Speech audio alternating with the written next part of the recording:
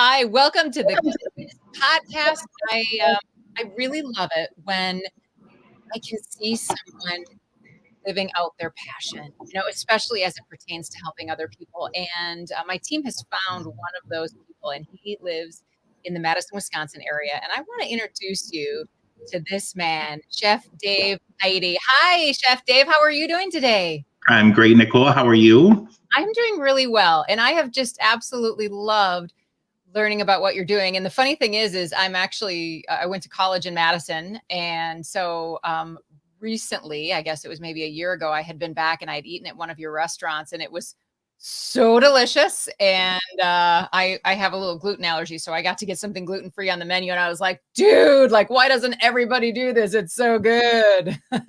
Well, thank you. So my restaurants are named after my kiddos, or at least they all were. Liliana's is the restaurant we named after my firstborn, who was originally born Liliana and now goes by Ali Joy. They're non-binary, but so it was named after them. And so that Liliana's has been open for almost 14 years now. And then Charlie's on Main, which is the one that was really great at like celiac and gluten-free. That was named after my son, Charlie. And unfortunately, with the pandemic, we had to close it. But we did bring all of our gluten-free fryers over from Charlie's. And now all of our fried food at Liliana's is all gluten-free as well, too. And then we had a third kid. This was, a couple years ago. And we were like, oh, crap, I guess we have to open a third restaurant. And so we're actually in the process of opening a not-for-profit restaurant called Little John's after my son, John, whose whole purpose is to take grocery store excess, train military veterans, and then make pay what you can food affordable for anyone who wants access. So the idea would be that, high-end customers of Liliana's who were attorneys and lawyers would eat at the same restaurant as maybe even someone experiencing extreme food insecurity or homelessness. They could all sit at the same table because that doesn't happen very often in our culture. Mm-hmm. And I just want to be like, boom, right? That's what I want to talk about today. Like that doesn't happen. And there's something special about food that can really bring people together. And it's about kindness. How do you see food as a love language? Oh, actually, I don't even view it as a love language. I think it is the 100% expression of love, period. Like, I don't even think it's just a language. I think it is something that passes language. I think one of the problems with the word language is that it tends to be exclusive to different groups, right? Like, you and I speak English, but it cuts us off from anyone who speaks Spanish or French or German, right? It divides us more. And one of the coolest things about food is that it's universal. Like, everybody speaks food, right? Like, whatever culture or background you have, you could go and taste something that you've never tasted before. And if it's made with love and it's the grandma's recipe, like you can still feel the generational stories and the love that was passed through making that dish generation after generation. So for me, food is the ultimate storyteller. It's the ultimate, kind of conversation of love. And the reason I say that too is like, without even going that cultural, let's just look at it this way, right? So I like to use the example of how we cook for ourselves versus how we cook for other people also shows how we kind of think of food and love. So like if you're by yourself, right, and you have a flour tortilla and 3 slices of nasty American cheese and you microwave it for 30 seconds, you'll convince yourself that you just made a cheese quesadilla, right? But would you ever make that garbage for your favorite best friend since high school and they were coming over to visit? Would you ever be like, look what I made you, this beautiful cheese quesadilla? No, man, like you would hide the fact that's like a food item of shame because when we have our family and our loved ones, we make things with our heart and that's what we pour out. And, unfortunately, one of the things that happens with people who are food insecure is that the food they do have access to has 0 love in it, right? And so what does that say to you in your soul if every meal you have is just commodity carbohydrates and garbage fats and no one cooks it with love? It's all from a bag or microwaved or deep fried, And so for me, that was one of the hardest things about our entire food system and why I wanted to fix it is because food should be about love, not about calorie content. And we've lost that, unlike a lot of other cultures where food is an integrated part of that culture. America, it's not, right? Like, think about Paris or Italy or China. I mean, pick any other country and you can pick a cuisine from them. And you look at America and like all of our cuisine is copycat. Like a burger is German and pizza is Italian. And, I mean, all of our iconic foods are all just kind of stripped from other people's culture, and we don't have our own kind of food love language. It seems to me though that somewhere along the way, someone must have taught you that food equals love or that food equals kindness. And I'm wondering because honestly, like I say, I've made lasagna twice and both times forgot to put in the lasagna noodles. Oh Like, boy. So you just yeah, made soup. I Yeah. was, yeah, exactly. I was also a heavy drinker at one point in my life. So couldn't blame that. But I mean, the fact of the matter is, like, food for me, I love it when someone makes it for me. I love that. But if I have to, it has never been something that I have enjoyed doing. So at what point in your life did kind of food become synonymous with helping others? I think for me, it's always been, food has always been about being able to have an impact on someone without touching them. So, like, I've always loved making jokes. I've always loved entertaining people. I've always been a type A, center of attention kind of person.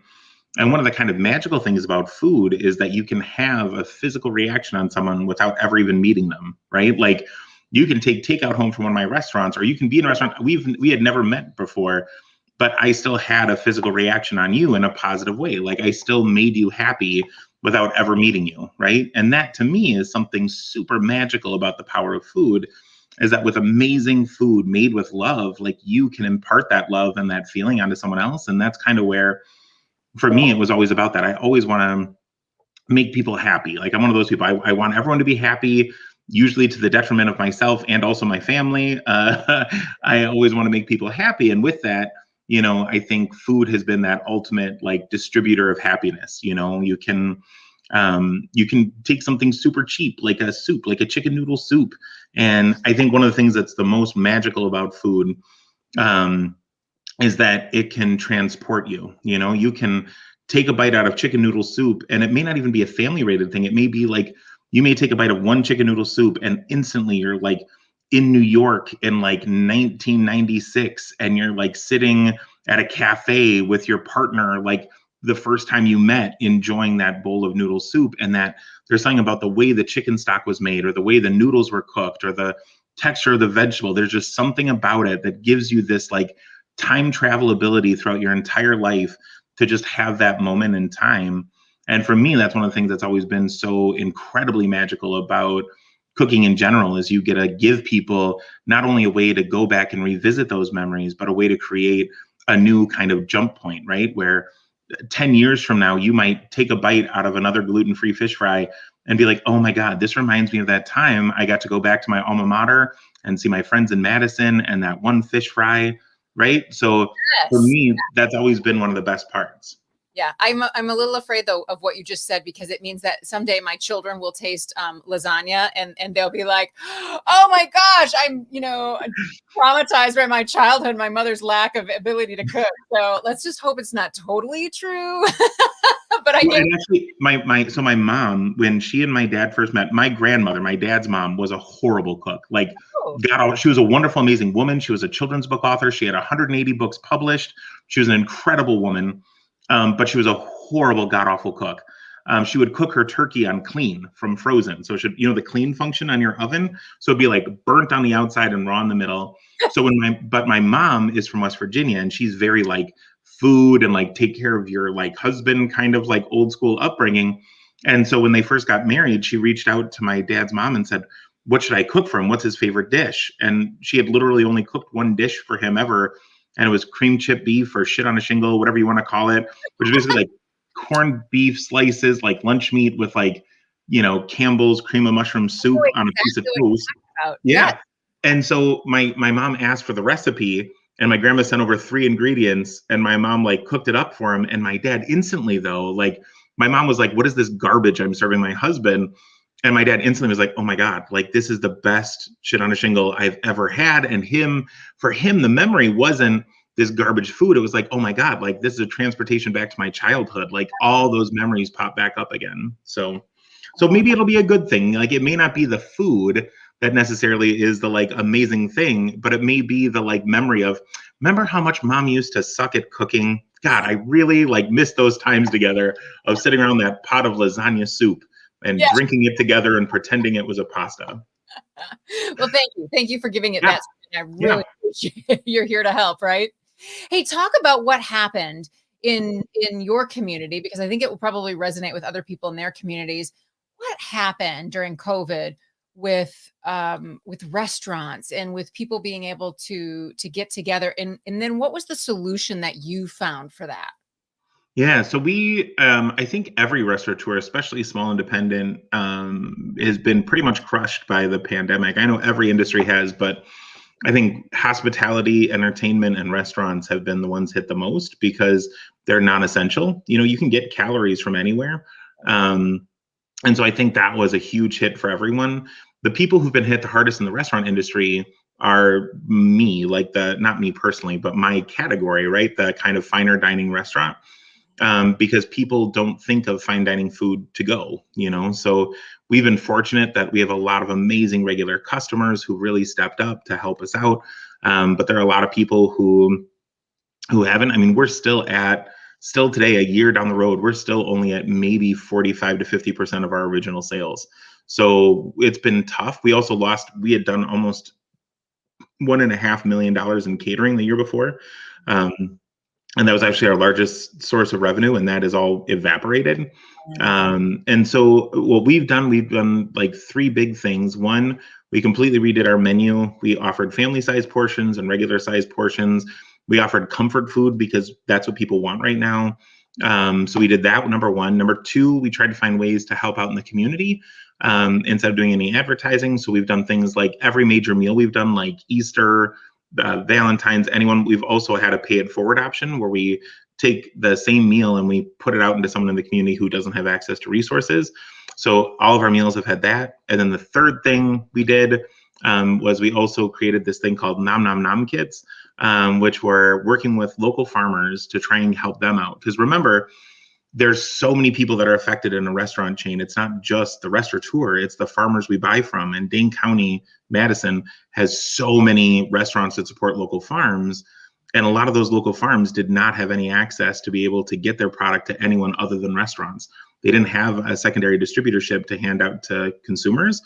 So we created these Nom Nom Nom kits. We raised $200,000 to put back into the farming community to help them out.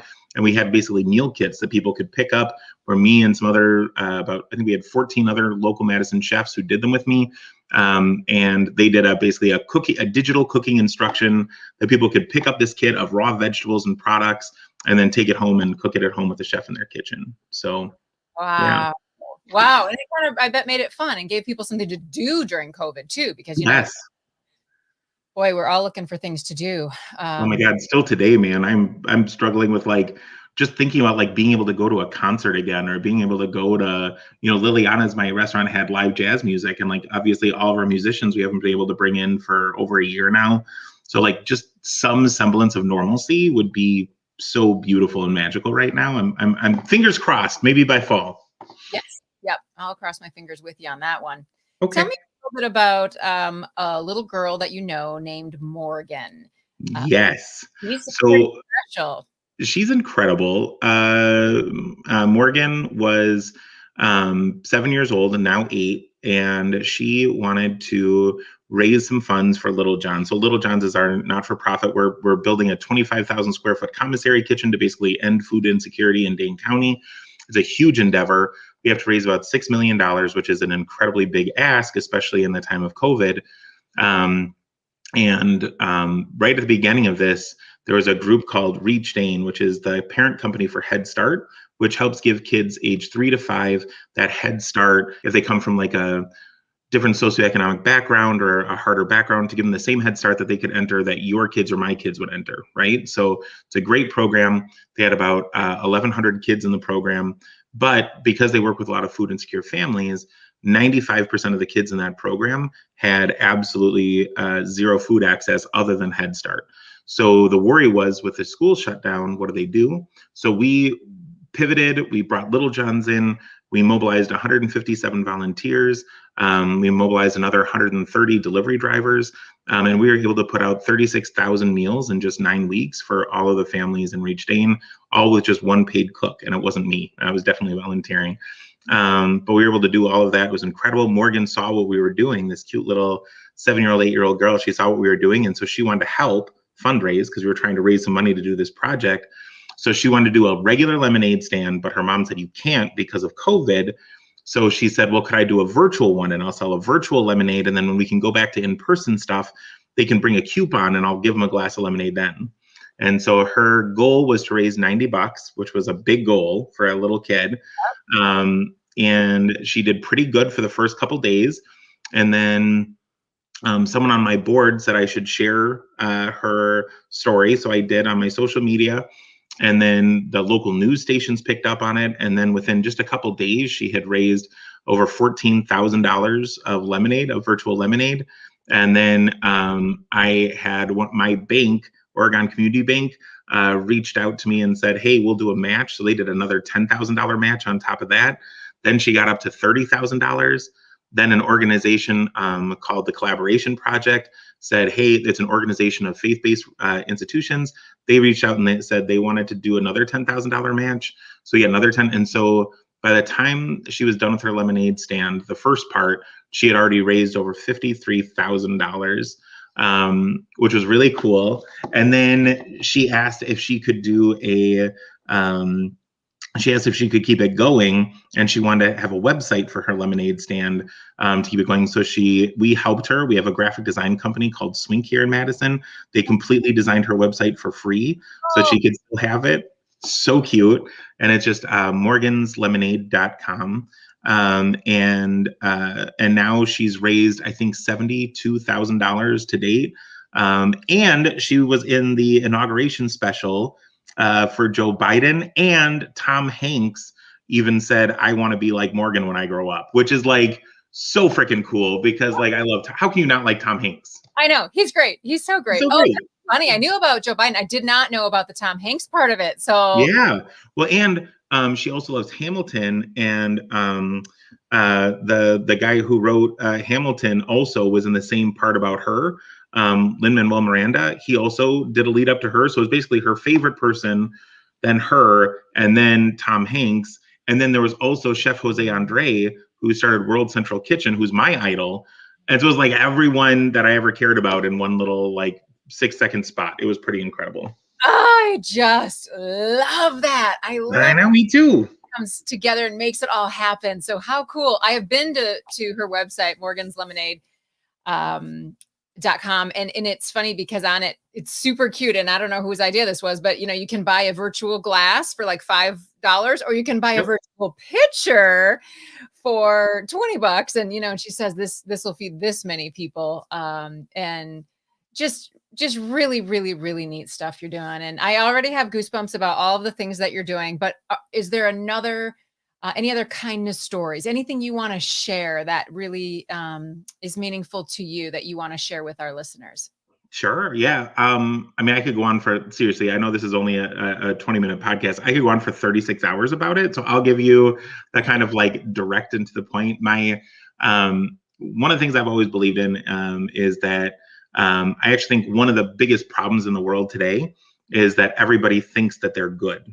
Right. And I know that sounds like a good thing, but the problem is once you think you're good, how do you strive to be better? Like I think about when I was first a chef, and when I first got out of culinary school, I graduated top of my class at Le Cordon Bleu, and I had a job at a really amazing restaurant, but I spent literally like half of my waking hours trying to be a better chef.